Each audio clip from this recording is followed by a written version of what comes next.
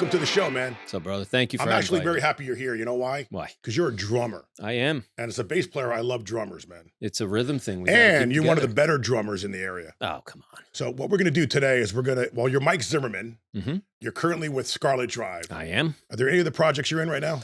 Not directly. I do a little bit of fill-in here and Okay. there, but Scarlet Drive is my main thing right now. And it's a very, very good band. Yep, they Chuck are. Reedy. Chuck, our wonderful singer, Sarah Faye. She's multi-talented.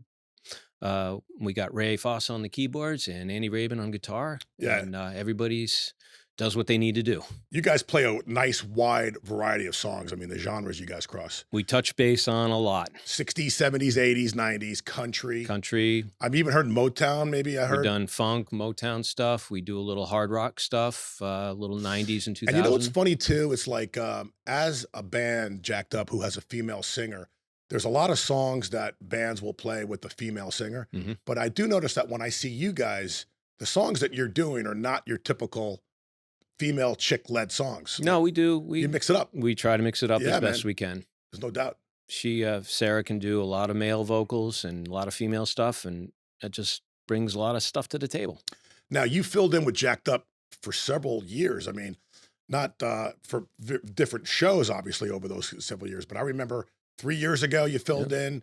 Then, like last year, you did a couple. This year, you did a couple. I've counted. I did it. I filled in with you guys for 12 times. 12 Is it shows. that many shows? 12 shows. Yeah. Wow. Spanning about 3 years back. And Larry and I love playing with you, man, because you're a solid rock drummer Appreciate and it. you're always in the pocket. So, you know, we're up there doing our thing and we turn to you and you're right there, you know, and you're flawless. Oh, I'm There was only flawed. one song you made a boo-boo on. I make boo-boos. But I'm human. I'm the king of boo-boos, dude. I make mistakes. We all do. No, but I'm teasing. I'm teasing But- about that. No, I appreciate it. It's easy to get up and play with you guys. I'm the type of drummer that just plays the song. Well, it's the thing is, easy. you've been around for a while, and I want to get into your history. Like, I want to talk about some of the bands you've been in, Mhm. but you've been in this marketplace for a long time, and a lot of people know you, and you know a lot of people, Mhm. right? So a lot of the bands that play here, it's funny because this is a very friendly marketplace where there's not any animosity amongst musicians. Mm-hmm. All the bands here get along. Like when I go out and see other bands, I'm always welcomed, you know. Sometimes I'll get a shout out. The other night, we got a nice shout out, you and I, Mhm. from, was it Gas House Gorillas, Gas right? House, Renee. Yep. So it's a cool place to play music and to be part of a community where all the cover bands, all the musicians, we all know each other, we all respect each other, Yep. we all enjoy each other's company. It's a great town. It's a great town to be in. Yeah. Now, the first band that I saw you in was Whiskey Blind. Whiskey Blind. So, Yep. so that band was pretty legendary in the sense that you were around for a while. It was pretty much an all-star band, and you're going to talk about it now. I'm going to have you introduce that band, but that's my first introduction to you guys is that band. And why don't you tell us, like, when did it start, and how long was it together? It started originally in 2009, I believe. And Matt Brown, who was our singer, got together with a few other guys. Brad Bradley was in it, and Farrell Wood were some of the originals. They went and did their thing. It was either 2009 or 2011. I joined them in late 12. And from So is Matt Brown? 2012 I'm sorry to interrupt. Is Matt Brown the original founder of Whiskey Blind? Matt, Brad, and Farrell were the originals, I believe, if memory serves. Matt will probably text me here in a minute and tell me Yeah. I'm out of my mind. We'll get him on but- the phone. Yeah. But the lineup when I joined was Matt, Brad, bass players. We were right in the middle of trying to find a new bass player, and Farrell Wood. And again, what year was that? Late 12, early Okay. late 12. And you guys were in high demand, and you were gigging a lot back then, right? Mhm. We were. I mean, probably to a point where now you're at a point where you're like, you only want to gig less because of those days. Like Jacked Up, we were doing 8 to 12 shows a month, and we got a little burnt out. So now Your when it's only one a week, you're like, yeah, I can, you know. It's Your easy. schedule was hardcore. It was I daunting, followed it. Yeah, it was very daunting. But we were doing probably, I think I counted 46 in a year. So whether it's one, that's not two, bad. three, couple, three night in a row type of gigs, or kind of You weekends. know what I noticed, Mike? At least for me, as the guy that books the band, the gigs, it's hard to say no. Yeah. It's like when a vendor calls me up, you know, a venue, a promoter, and I happen to be open that weekend, it's hard for me to say no to them. Well, you're scared to because they're not going to call you next time. That So, plus, you know, I love to play, man. Yep. You know, and the money's not bad. For us working guys, we got to get up in the morning the next day and go do Well, the there's job. that. So Plus, you and I don't sing really, so I mean, I sing a little bit, but but the one thing I learned is that my lead singers used to complain when I would give them 2 in a row, maybe 3 in a row. you got to give them a break. Right, and I didn't know Got to give that them a at the break. time, so that's why we try to spread things out now. That's good.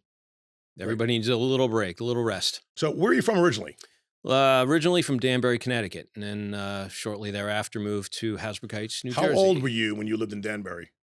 Moved out of there when I was 10. So, do you remember a place called Stu Leonard's? It was a big dairy farm. Well, I mean, Marcus Dairy was the biggest one up there. Yeah. My brother would probably know, but I do not Danbury's recall. beautiful, Oh man. yeah, Oh, at least it was when I knew it. When I was up there I was in that I neck of the was woods. the last year that they had the big state fair there before they tore it down. I was there. I remember watching the stunt shows they had.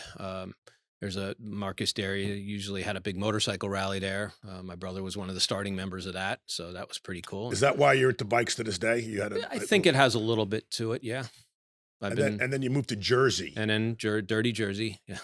So I spent most of my childhood there from ages 10 to 20 something. And yeah, that's where I got my music going. That's where I basically started my career, if you will, So why drums? because I hated the clarinet. That's what I started out with. My dad is a jazz musician. He was a jazz musician. He did piano and clarinet and saxophone. And I think I was in fourth grade and started my music appreciation. And because I had clarinets, I was told, "Here's a clarinet." Well, the good thing about the clarinet, and I had the same thing with the trumpet. When you're a kid, at least in the Northeast, they had these music programs, and I guess back then the budgets allowed for that, where they had music, band practices and stuff. hmm So it got me interested in a piece of equipment of an instrument. But what it did was it opened my mind up to other things, right? So then I got into the bass many, many years later. hmm But I think having to play the trombone or the trumpet and having to be in a band and having to do my homework and have to be, on point, I think it was a great lesson for a kid. I did piano lessons too for a little bit, and once I did move to Jersey, I didn't want it. I didn't want that. I decided at that point in time I wanted drums. I wanted to try something different, drums. And the teacher that I had in school was the right teacher that you want. He directed me, he showed me, he encouraged me, so I stuck with drums. And all through school, all through high school, I did the marching band thing, and that kind of appealed to me. And I dug doing that. We did our competitions, and that, again, that's where I started. That's what I really fell in love with. After I graduated school, I decided that, you know what, maybe drumming is pretty cool, but I want to go behind the glass. I want to do production.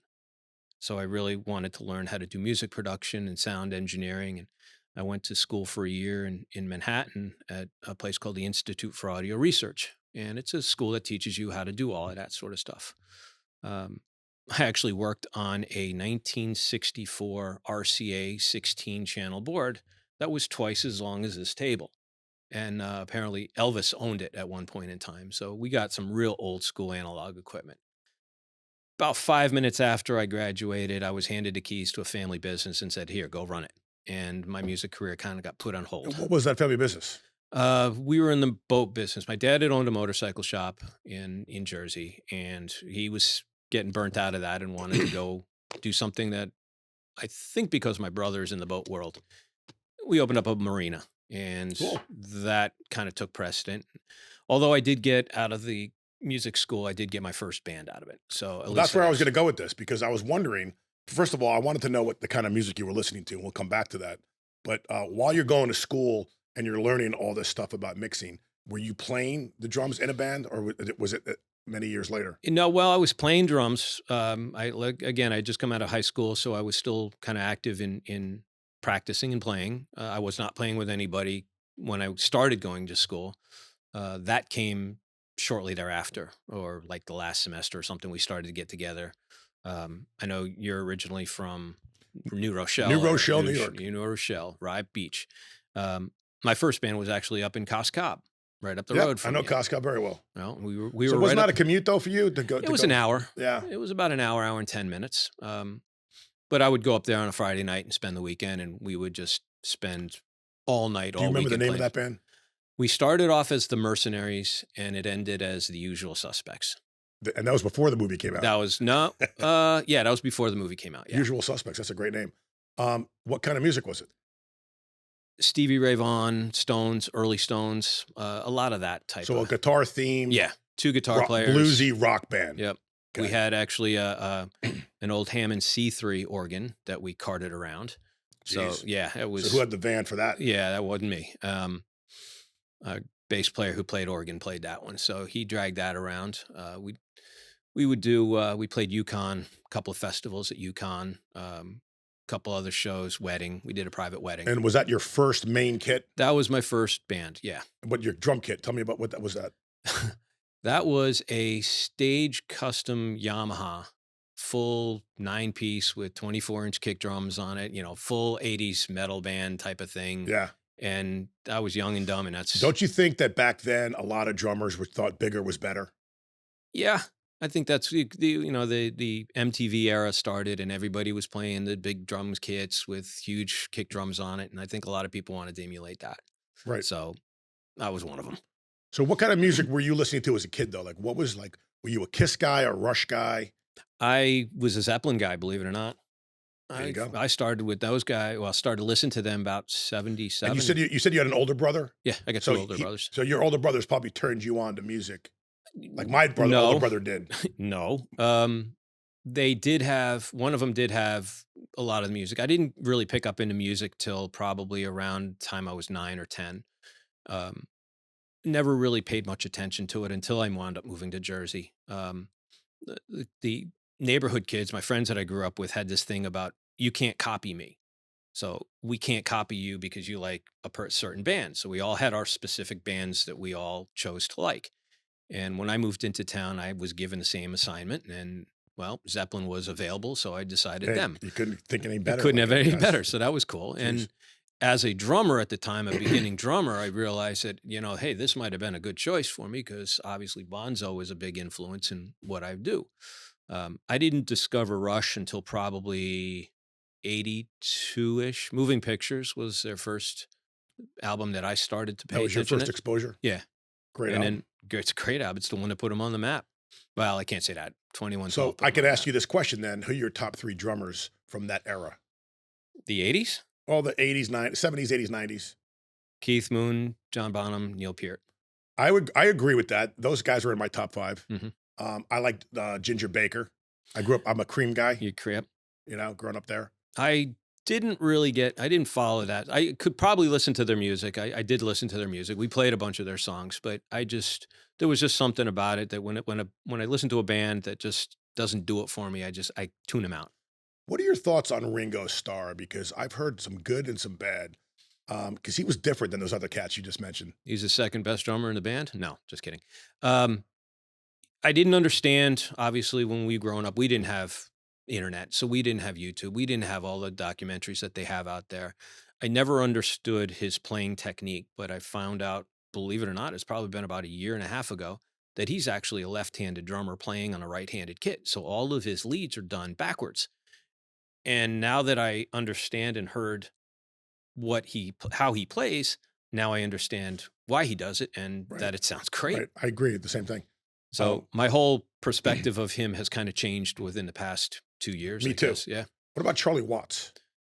The Godfather. I mean, he's the master of simplistic. He was the epitome of what a backbone drummer is. There's nothing wrong with what he was doing. Is perfect for what that A application. lot of the newer drummers from like the late 90s and early 2000s, they pay homage to those cats we just mentioned, right? Because without the Ringo and the Charlie, that laid the foundation. Well, I'll go one step further and go back. Growing up, as I said before, my dad was big into jazz, so I grew up listening with him to Frank Sinatra, Benny Goodman, Buddy Rich. that whole era, big band stuff. And again, back then, all we had was cassettes or albums. We didn't have the visual, and now that we have the visual of YouTube, going back and watching Buddy Rich and Ed O'Shaughnessy, or even I can't think of half of the guys' names now. Watching them play, Buddy Rich, I can see God. He's 100 mile an hour playing, and he was amazing. obscenely He was fast. so good. But I think the reason why you're a good drummer today is that all the listening that you did back then, Mhm. you remember that stuff, man. Oh, You know what I'm I saying? do. Yep. I I mean, listening to Buddy Rich and then Neil Peart, right? I I mean, listened to the the songs. masters. I never was formally trained. I had a couple of years of formal training, but most of my playing came from listening by ear. So I listen to music and I tried to emulate what I hear. But knowing your style, I think you mostly resemble Bonham because he's heavy. I think you're heavy. You hit heavy. Well, I play heavy. Yeah. Yeah. Well, No, but that's your foot too, right? yeah. Yeah. I guess so. Yeah. I guess I I mean, play I a don't little think louder. anyone's ever complained that they couldn't hear the kick drum when you're playing. Oh, all right. Maybe I'll turn the mics down a little then. And also because you're a sound man, I think you also know probably how to best mic your drums and how to get the best sound up front. That's a work in progress. You do it 100 times, you get it right once, and then maybe next time you try something different, it won't work, and you try something different, I it won't agree with work. that. You know why? Because we play in a lot of venues and there's a lot of inside places, outside places, high ceilings, low ceilings, Hmm. walls right in front of you. And Concrete do we kick the material. drum? I mean, do we mic the drum, kick? Do we not? I have drummers that bring in electronic kits.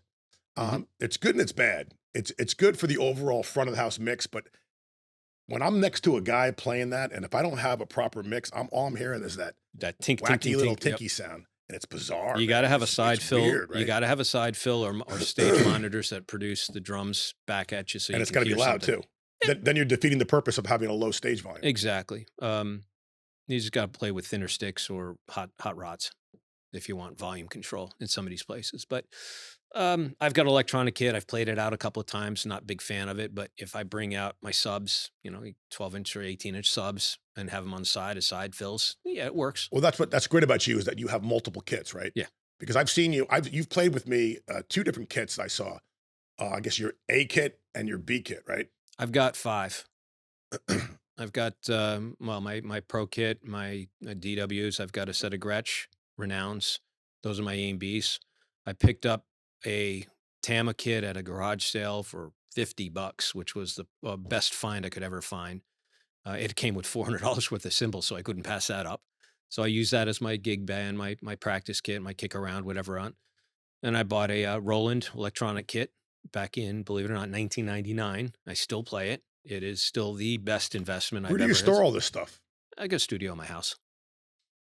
You've you've heard me play my electronic kit. You've Well, come you know down. what? Great about your studio is that first of all, you live in the middle of nowhere, right? Yeah. Which is fantastic. I mean, it's like I get lost, every time I come here. I know you have to ask me for directions every time you come out. So You think I would have saved it? But Yeah. what was for some strange reason the GPS craps out on me, man, when I'm out in your neck of the woods. Like, change your cell service. it's like- but yes, I've been in your studio with my bandmates, and Mhm. we've rehearsed with you there, and you've done a nice job with that. Yes, you made that place. You put in the It's a mess. insulation. It's a lot of Well, storage. it's better than most people have. I got a lot of storage I'm stuff. sure the wife appreciates it. You're not beating It's out of shit her in the hair, house. so she can Right. she be fine. She puts up with it. Now you've played with a lot of different musicians, but you've also opened up for a lot of bands. Tell me about some of the bands that you've opened up for in the history of your Sarasota. The big bands that we've actually been on the same bill with opening up, one was 2013 at Thunder by the Bay when it was downtown. We opened up. Which people are still complaining I about. know, That it's and it not will be. there. It's the worst decision Sarasota County has ever done. If you didn't hear me, it's the worst decision. We opened up for Foghat. We were on the bill for Foghat, and Very cool. Sean Chambers was on that bill too. And I know Sean Chambers, the blues guy. yeah, I Wow. didn't stay around to really watch him, but he's old school. I know Um, Sean. And of course, our wonderful friend Twinkle and then Rock Soul Radio was Well, on it Twinkle's too. going to be here in a couple weeks. I'm really Perfect, excited. Perfect. I'm really excited. Um, and then in 2016, we were at Palmetto Seafood Fest, and we were, I think, 5th of 7 opening with 38 Special. Yes, that's And very that cool. was kind of the coolest I gig love we that did. band. Yep, they were And that was probably fantastic. like the original lineup back then too, right? No, this was 2016. They only had one drummer. Usually, back in the day, they had 2 dueling drummers going on, but this was single. All these Southern bands, they changed their lineups. Like Molly Hatchet's a great example. I don't think there's one There's original no member one. left. I don't think they pretty Because, much passed on. I saw them at Thunder by the Bay last year. Yeah. Well, good news. Jacked Up is going to be at Thunder by the Bay this year. Congrats! I And heard we're that. going to be there Friday night, opening night. It's going to be Friday, February 14th. And we're opening up for Blue, Oyster Cult. No kidding. How Nice. cool is So that? then, if you know Blue Oyster Cult, I'm sure you've heard Soft White Underbelly. Oh, yeah, Okay. of course. In Being a fact, New Yorker, well, huh? here's the deal. In Portchester, there was a bar, and I Blue probably Oyster was Cult there would play under the under the name. assumed name. Right. Yep. So only the people that were on the inside, the cool people only knew who it was. Yep. You know? They did that. I remember listening all the time. Place called They- Detroit's or something. Taking it to Detroit. Oh man, that's going back a stretch. Yeah, Portchester. There was one place right there. Right off of 95 in Yep. a shopping It center. was right across the border from Connecticut. Aerosmith went in there under a different name. Yep. They would play. I remember hearing stories about that. There was a bar in Rochelle Park in New Jersey that apparently they did play too back in the day. In those days, it was all about rock and roll because, like you said earlier, there was no internet and there was no like YouTube and Google. So like, if you wanted this music, you had to go see it live. You went and saw it. You know, Yep. you went to the concert because that's how you saw the music. That's how you heard it. You know, Well, they didn't. The big concert venues were few and far between. A lot of the bands couldn't play those places. You had the big stadiums, and you had to have a big name to play it. A lot of the places that these bands that we're talking about were playing were, I won't say, they were bars. They were music venues. They were. I can remember, if you remember, Capitol Theater in Passaic, of course. the famous theater there. Even Rush did a show there that they recorded. So places like that, good theaters. I think up in Yeah, the Allman CP. Brothers played the Beacon in Manhattan. Yeah, the Every Beacon. year they would do a series of shows, man. It was around Easter time. Mhm. And it was fantastic because we would all come down from Westchester County. We'd get into the city, Metro North. We would get our buzz on during the train, Don't know what you're talking about. We would get over to the venue Mhm. and, they would just put on an epic, epic show. And if you were lucky, maybe you went back the next night, Saw Ace Frehley and YNT at that place, Beacon. There's so many good acts. Oh man. yeah, See, we were spoiled living in the Northeast when it came to music because Larry Kirby was here last week. Yep. And he was talking about some of the great shows that he saw in the Northeast, being a Boston area guy. He saw a lot. New a lot Bedford, of eh? acts. New Bedford, yeah. But, a lot of the bands would come into the Northeast, especially the college towns, and they would do the circuits. And then in New Jersey, we had the Brendan Byrne Arena. Byrne, Remember yeah. that? Well, you called it Brendan Byrne. True New Jerseyans called it the Meadowlands. The Meadowlands, Yep. right? It would always be the Meadowlands. It to was us. home of the New Jersey Devils. The Devils and the Nets. The Nets. Yep. Yeah, remember the Nets? Before they bailed and moved to Brooklyn. Now, we would sometimes go out to Nassau Coliseum out in Long Island. Never been. And that was the home of the Islanders. Yep. And back then, the Islanders were crushing, winning all these championships. They were the Yankees of hockey back But in the day. it was kind of a decrepit, and they never really took care of it. Back then, it was kind of like a crappy place. But we would see Jethro Tull there, and we'd see Tom Petty, Crosby, Stills, Nash and Young, Peter Frampton, like those kind of acts out there. Never made it out to the island to Nassau show. We did Radio City Music Hall, saw shows at Madison Square Garden, Giant Oh, Stadium. of course, yeah. How about Shea the pier? Stadium. Remember the pier on the west side? Yeah, I remember it, but Was no, it Pier I never. 84 or what? No, Pier something, Pier 12. I forgot the number, but Stevie Ray Vaughan would do a show with Greg Allman. Yeah. They would split the bill, ZZ Top.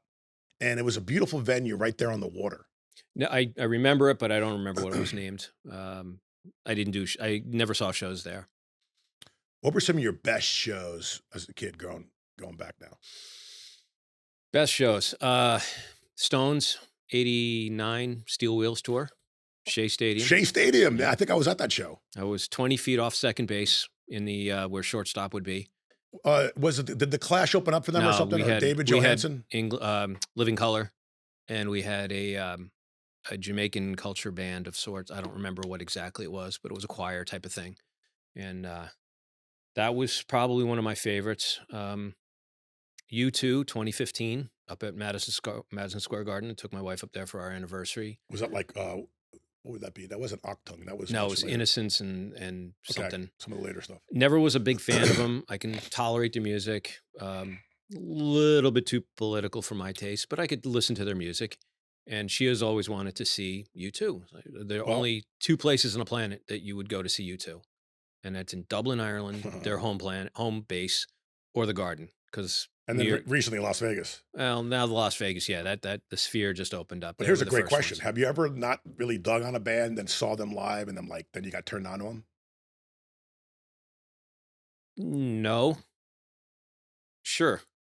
No, because U2 is a great example. For an example, U2 knows how to do sound at a stadium. Like I saw them in Miami at the Dolphin Stadium, and Right. it was sold out, and it sounded fantastic. Like they really knew they're a really good live stadium band. You know, the Edge.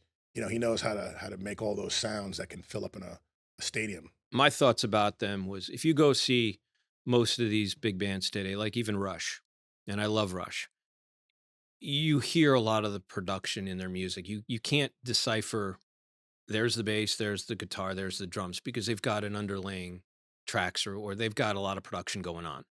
When I saw U2 play, you could distinctly hear there's the Edge's guitar, there's the bass, and there's the drums. And it was like a garage band playing. And it was kind of old school. And that was the first thing I noticed listening to like the first or second songs that I could pick the tones out of their instruments.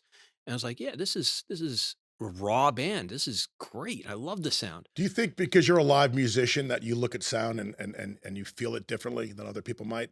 Maybe. And maybe you're more conscious of that? I Like who's recorded? For an example, there are bands that run too many tracks, I think. It's no longer tasteful. Like for an example, if you're gonna run a track and you just want to have the piano part to Don't Stop Believing, you know, and you have that come in, you know, with your band, that's but when you start bringing it in on every song, multiple tracks, I think you're kind of cheating a little bit.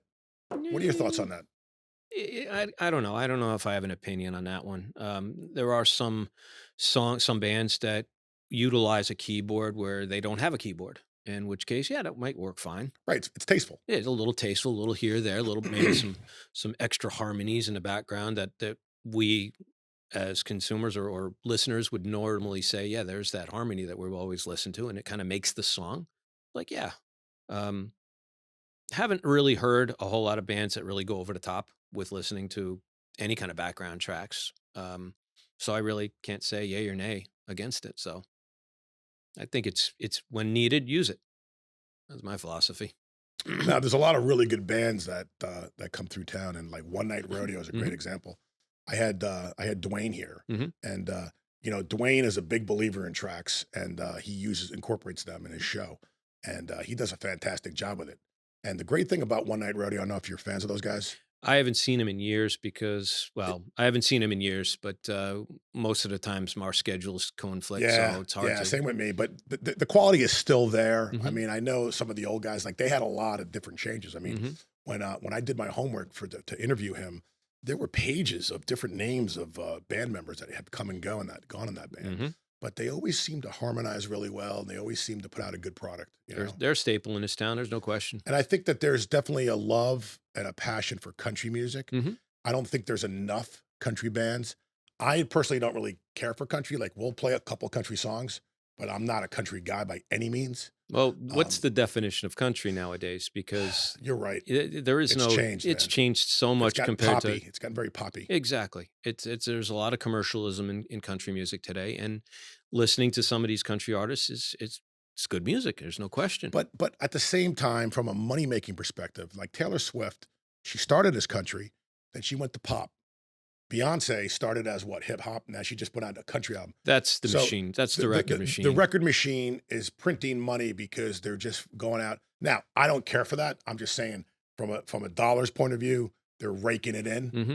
Hmm. Um, you know, you like the old school country guys, probably, right? I'd never really listened to country. That was the one genre that I never really paid much attention to until I guess Is it as a 2000. drummer when you have to do country songs?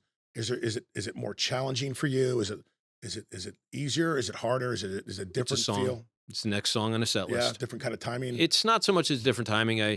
I got to learn my dynamics. I got to remember dynamics a little. Um, but everything about it, if you took out the steel guitar and put in a flying V or a stack of Marshalls behind it, it's the same music.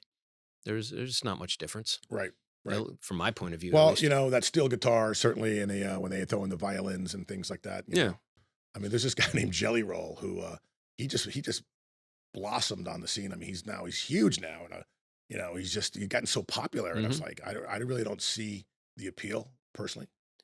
Yeah, it's the They market marketing thing. they market him well. It's a marketing thing. Yeah. You know, and I think it's a story about a guy who was perhaps maybe down and out in his luck, and he became, you know, a different person and found God, you know, and you know, now he's like a superstar and kids look up to him, you know, but he probably was you know, I think he did a jail stint. Probably. Nothing wrong with that, but I'm just saying.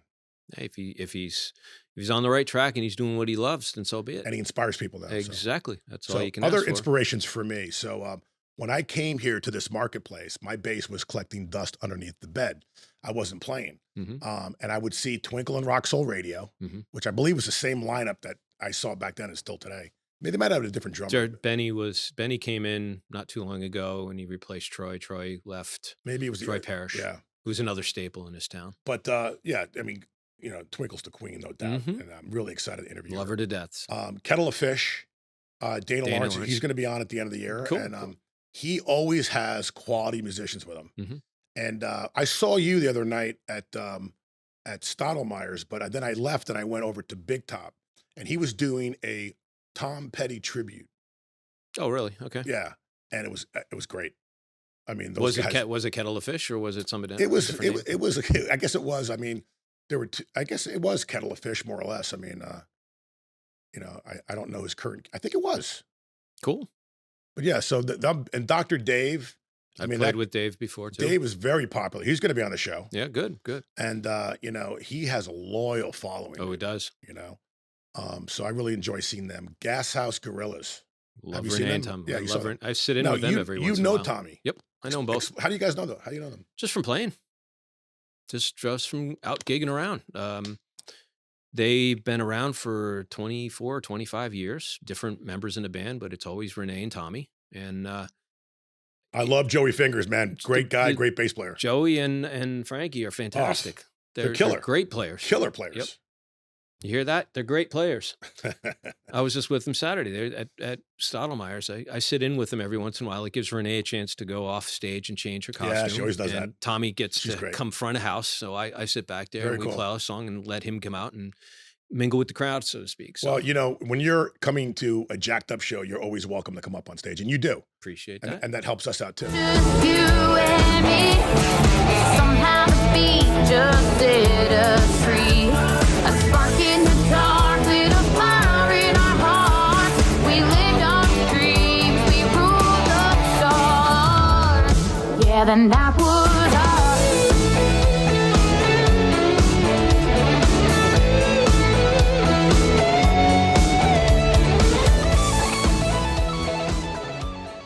Three other bands I'm going to throw at you is Sunset Strip. Mhm. Fantastic. Yep. Have you seen them? Ben and Johnny, yeah, Yeah. many times. Fantastic band.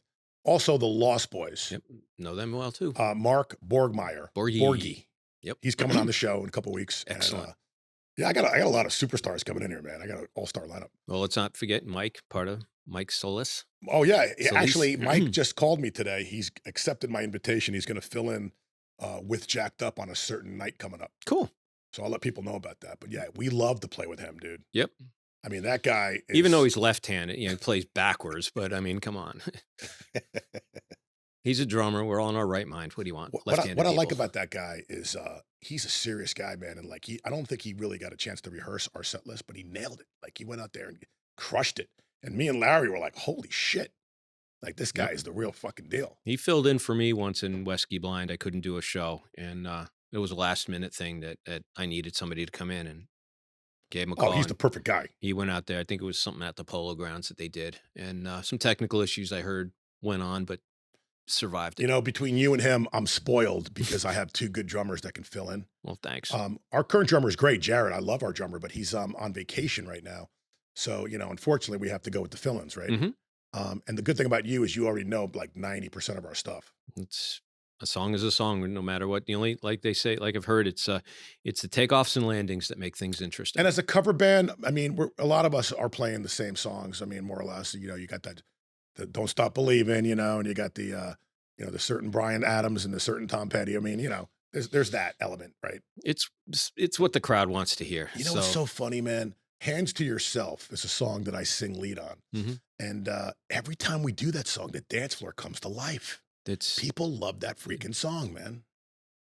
I hate to, every musician hates to hear, hey, play Mustang Sally or play Brown Eyed Girl, but brings the people out in the crowd. And I'm glad you brought that up because I No, like to ask that no. question. Well, here's the deal. Sometimes we joke around and say, yeah, put $100 in the thing. Yep. And but my philosophy is this: like Sweet Home Alabama is a great example. Sweet Home Alabama is a great, great song, but it's so played out. Yep. And I just I dread doing it. But people really, really want to hear it It's for played out to whatever us reason. because we've Whatever. been listening to it. We've learned how to play it. We've been doing it for years. When we were playing it day, yeah, we get burnt out of it. But for the people out there that know the song that don't listen to it as much as we do, but still like the band, that's what brings them out. Yeah, Well, we get complacent with the stuff because we play it on a daily basis. We hear it on a daily basis.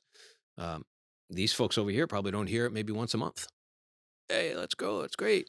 so I'm always inclined to play a song that somebody wants to hear, Hmm. even if it's a song that I don't care for. And Larry feels the same way. Hmm. We're not snobs where we're like, we can't do that. No, if we know it, and sometimes if we don't, even if we don't know it, but we can pull it off, we'll do it. Right? So we're there to entertain, man. We used to have a thing in Whiskey Blind when we would get up on stage, somebody would call out a song, Like, yeah. just out of the blur, and Matt would turn around and he goes, "Hey, you know this one?" I'm like, "No, you know this one? Yeah, okay, let's play it." Right. And I'd be the one who didn't know it, so we'd start off and playing it, and usually it would be better than if we tried practicing. Well, the I think, thing. yeah, right. If at least one guy knows it, right? And someone's got to sing it. Yeah. I mean, let's face that, right? But here's the case with Freebird. So at the time I had Julia Brown playing guitar and singing.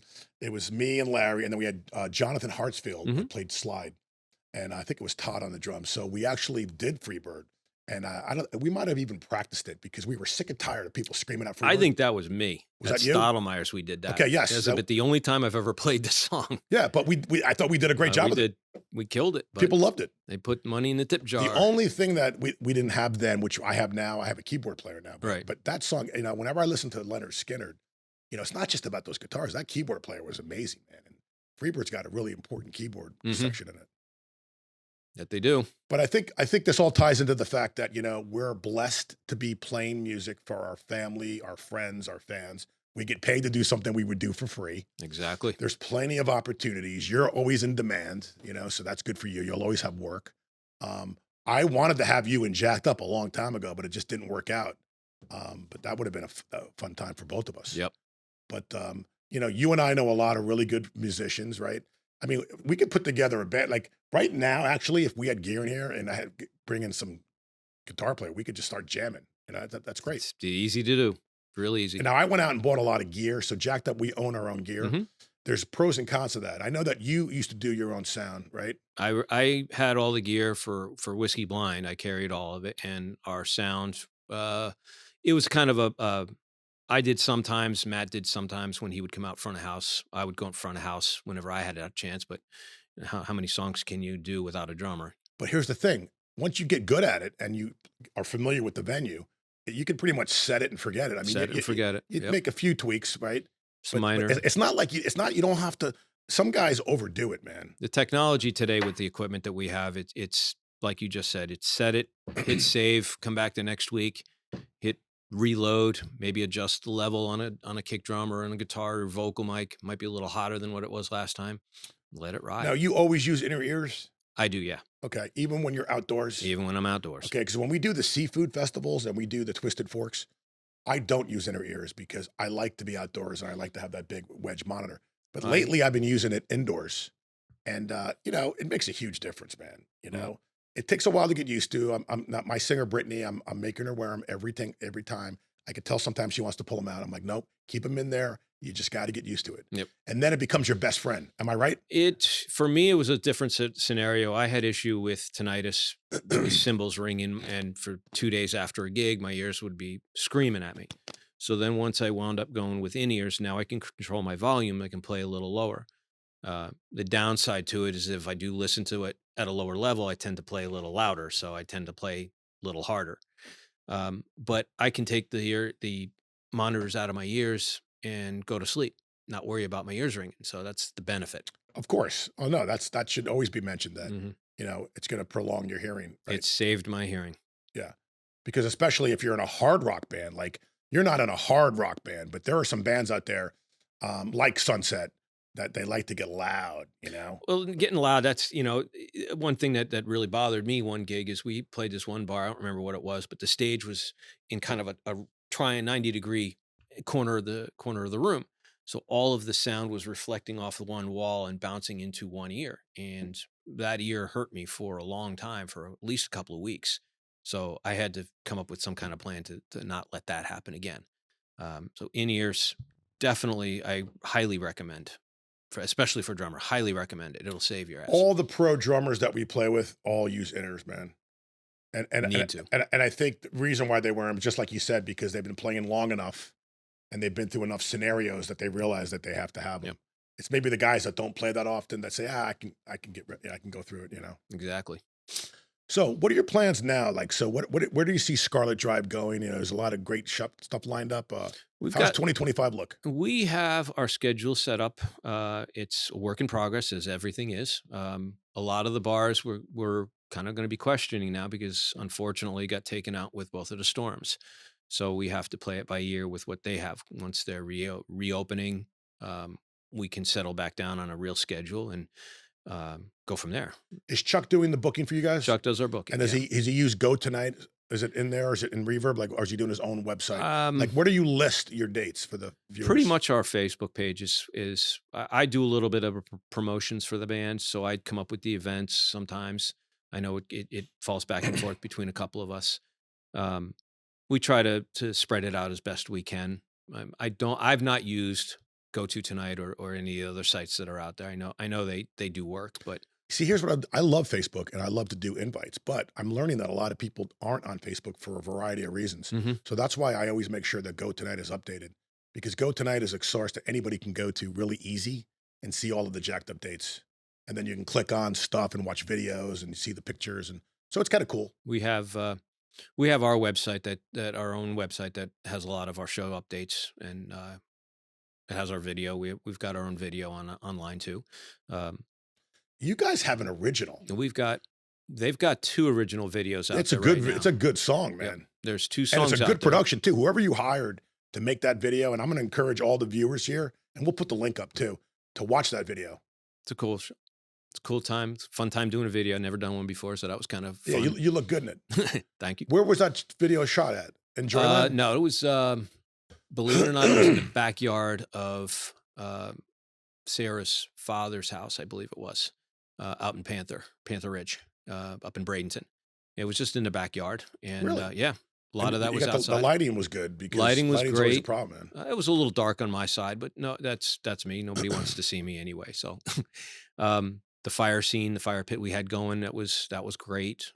Then Sarah took off and went to a park, and they went out to Anna Maria and did a little bit more video out there. Cool. So in these final minutes, man, why don't we tell the viewers a little bit about your personal life? Like, what do you like to do outside of music? What do you do for your day job? What are some of your hobbies and interests? I am the parts manager at Haps Honda, which is a 75-year-old Honda dealership here in town. Honda cars or motorcycles? Honda motorcycles. I've been involved with motorcycles most of my life. So I think ever since I was about 10, maybe. How many motorcycles do you own? Right now it's 2, plus an ATV, so 3. I've been playing in that industry for 40 years, if you will, surprisingly. Hobbies are just to relax when I can relax, because I've got bands that I'm playing with and I've got work that I do with. I'm a homebody, so I stay. Well, let's tell the folks about your home, because you have a beautiful home. Thank you. You have a lot of property, and you have a couple horses. We got 3 horses. That's pretty cool. That's my wife's project. That's a trade-off. I get the band, she gets the horses. And what does your wife do? She is a vice president of IT for Toro Lawn Equipment. Nice. So there's a distributor here in town that she is part of, and she's been with them for 30-something years. So she's a lifer with them too. Very cool. So how long have you been in Sarasota? Moved here in January of '94. So your wife, you were already married, and then you moved here? No, we got married in '04. Met her in '01. Oh, so you came here and then met her, and then you guys got married. Yeah. At the boat races, huh? At the boat race, yeah. My good story is a good radio fodder for us. My best friend, who Rod, owns Cody's Pawn. Oh, I love that guy. He was part of the UCP charity event for United Cerebral Palsy. He was a bachelor in a bachelor auction, and after the auction was over, my wife's sister was part of the accounting team or so, and we go down to the office party that they had down at the old Hyatt back when they were having it down there. Remember that? And we were all standing at one of the bars, and Rod was talking to Linda and doing their thing, and I kind of was just listening. And Brenda walked up behind her, and my best friend, gotta love him, goes, "Oh, by the way, Mike, Brenda, Mike, bye," and bolts. And we were just kind Awkward. of awkward moment, and we just kind of sat there and talked for a few minutes, and the rest, as they say, is There you go. history. So Nice. that's my best friend in doing his introduction for me. What do you love about Sarasota? How about them Bucks? I was there last night. Oh, I'm sorry to hear It's that. What do I love about Sarasota? What I love about Sarasota left probably about 10 years ago. And that Explain. was the peace and quiet and the tranquility that this town had. Even where you live, though. Even where I live. Wow. I moved out to where I'm at out east to get away from the riffraff and the traffic that was coming in. And sure enough, Sarasota County found me and started building Sky Ranch. Yeah. And that has turned it into a city I know. of its It's own right. crazy, man. And then And isn't it swampy over there, too? Like, aren't they building on, like, wet grass and such? we'll see that happen soon. Unfortunately, what happened during Tropical Storm Debbie is going to happen again. If we get that much rain, it's going to flood a lot of these other places that are starting to be built. But I And don't have don't you any think control that of they have to, if they're going to put those people out there, don't they have to widen the road? I mean, it's a 2-lane road out there. Yeah. From what I've been told and from what I've heard, the state has the ability, or a state has the right to say it's going to get widened or not. So they're the ones that make that final determination. Now they put a traffic circle in at the end of Sarasotans will always know it as Bee Ridge Extension, but it's now Lorraine Road. Right. And I think that the crew at Sky Ranch is the one that designed it, because they designed it. It's all so petite and so cute and make it look homey like that. And you watch every 18-wheeler going down State Road 72 just blast right across it. So I bet. they can't fit around it. It's too Yeah. small. Right. So the hoity-toity, petite Unlike the little, ones downtown that are the ones that down big-ass circles. That's another story. But look, everybody bitches about traffic circles, man, because nobody knows how to use them. Exactly. The If you ones know, that if you know how to work- use them, they're fine, man. Well, New Jersey was the traffic circle capital of the world, and we knew how to work. But I think people don't understand what a yield sign means. I mean, they can probably figure out a stop sign, but they don't know what yield I means. don't know. They drive through yield signs. They drive through stop signs. They stop at yield signs. They go on stop signs. So The biggest thing for me is I hate seeing red arrows, because it's like if something's red, then that means stop. Stop. Yeah. So why does it have to be an arrow? Why can't it just be a red? Like, it's crazy, man. Appease the masses, I guess. I don't know. Well, I love Sarasota, man. I came from the Northeast just like you, Mhm. and I love living here, man. I can't see myself living anywhere else. I do. know? There are aspects about town here that I do like. I mean, enjoy riding my bike all year round. That's an added bonus. I enjoy the fact that I don't have to shovel snow. That's kind of one of the main reasons why I left. I was done with shoveling. The speed of life down here is still a little slower than what it's like up north. So it's not 100 mile an hour up there like it is down. It's not 100 mile an hour up. So the point I'm trying to make, Mike, is that we coming from that crappy Northeast with the crazy ass traffic and attitude, it's, I can handle a little traffic down here. Like I was bitching about coming here today because I was late, and I'm like, all right, it's getting more traffic down here. Like it's getting worse. More people are moving here. But if that's all I got to worry about, I'm in pretty good shape. Yeah, we're fine. We just find our next gig and go play. Hopefully it'll bring some more people down. So Very good. That's what I want. Well, Mike, listen, man, thanks for coming in. You're a good friend of mine. Appreciate you, Great brother. musician, and I appreciate you, and we'll see you soon. Ditto. Thank you. All right. Thanks for having me.